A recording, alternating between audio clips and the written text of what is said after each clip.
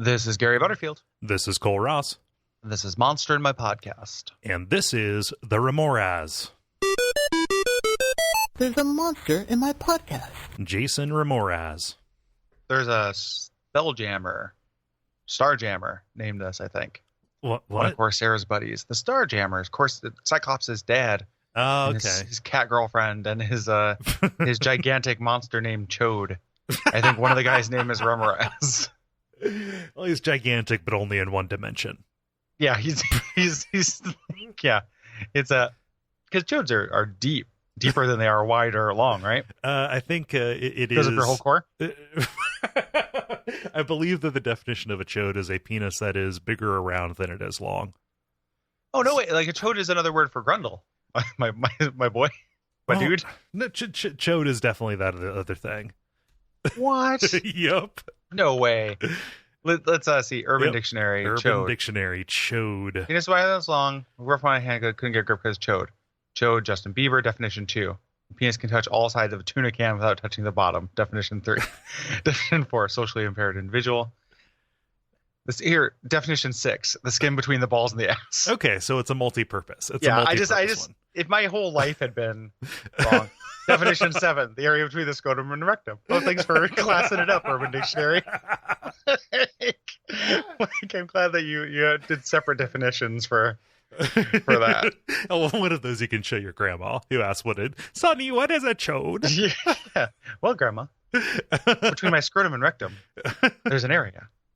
Because the other version doesn't make any sense. A bit wider than it is long. That's intense. Yeah, I mean, like a tuna can is the classic, yeah. Thing. But I think that is supposed to be an improbable vulgarity that again, like the canonical example, like a blumpkin. Like, has somebody done that? Probably, but it exists more in middle school locker room conversations. Yeah. But yes, Remorhaz, we have, I'm so insecure about how to pronounce that. That H is really throwing me off. Like Remorhaz? Yeah. Remorhaz? I'm also thrown off because like a remora is also a thing, So yeah, that's a fish. Right. Of some kind. Mm-hmm. I feel like this is a monster I've seen around, like either in video games or D&D video games, but I did not know that it was an ice monster, and I did not know that it was full of hot, frothy Thrym. Like I learned a lot from this. Yeah, Thrym is a pretty upsetting word. Thrym. Thrym. You like cut one of these open and give yourself a real Thrym job. Like do you want the Thrym? Like the wizard just puts on a wanted board, like Thrym job, and it's like, well, you just gotta go collect some Thrym and go thrimming, and it's like, I don't like saying that word. Is that it seems like a different word for like lymph or humor or something like that? I think that's the idea behind it, but I don't know if it's just Dungeons and Dragons speak or if it's real. Yeah, a Google brings up a lot of like historical texts and stuff like that, so I think somebody was getting fancy. No, not to continually, even though the second Google result is a Dungeons and Dragons wiki, right? Thing. But that's Thrym, the Lord of the Frost Giant, so I don't fucking know.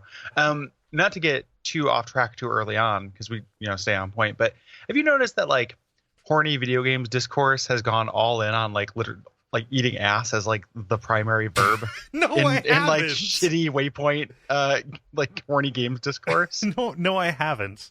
Like and I'm blaming Waypoint, even though Waypoint has been distancing themselves from this, but like the people who are influenced by it and everything, where it's like it's just the example, like the perennial example is just like eating ass. Like I'm just keep seeing people just like Bowser eats Peach's ass. Like everything is just like video game eats daddy's ass, but it's always eating ass, man. Like it's all over now.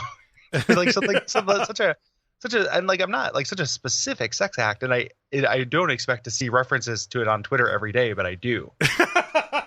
And like it's very strange. Yeah, I don't know. You sound a little bit. There's a character in Community, played by the actor who plays Omar from The Wire, who gets out of prison. He's a professor, and he stops class and says, Hey, did you ever notice that like Legos, like they used to be like fun toys, but now they're just you can't just get plain ones. Like it seemed like everything used to be fine, and then all of a sudden here's Harry Potter. Like I don't get it. You know, it's like played for drama. That's what you've done to me. hey Cole, did you notice everybody's talking about eating ass? It's the craze that has swept the nation. it really has. Like it has become a thing. I'm not making it up. It's very, very, very strange to me. Yeah. that it keeps popping up, because it is a specific act that, like, I feel like if not like varsity level, at least like junior varsity level sex act, you know? Yeah, it's definitely, forgive the turn of phrase, not high up on a menu. Okay, it's not high up on my personal menu. I don't know if that's, it's on the secret menu. It's like you do animal style and then you get it. Like you have to say the code word. Yeah. Yeah. And so I immediately start wondering why that might be. I think it might be because eating ass is a very egalitarian style sex act. Sure. That applies to not every human being, because not every I was about to say not every human okay, so not every human being has a tongue. Okay, so there we go. Yeah. And I was about to say not every human being has an ass.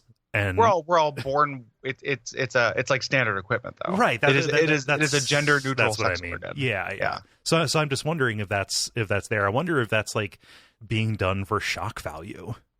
I'm sure that like it's one of the things that then bled into the other. Yeah. You know, like the idea was it came in as kind of this like, gender egalitarian kind of thing, and then, but was used also because it was shocking and funny. Or vice versa. Like it was used because it was shocking and funny, and then someone justified it as such. Right.